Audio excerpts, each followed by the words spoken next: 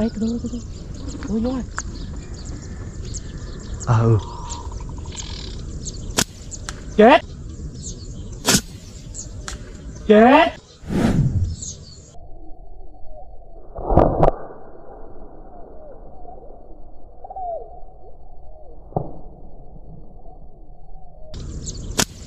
Chết.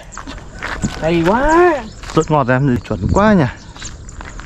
Ngọt ở đây con thấy giữ ngực này.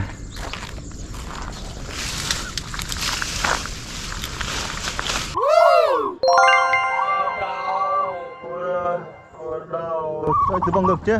Em tưởng không ngờ kia. Nghe bộp to.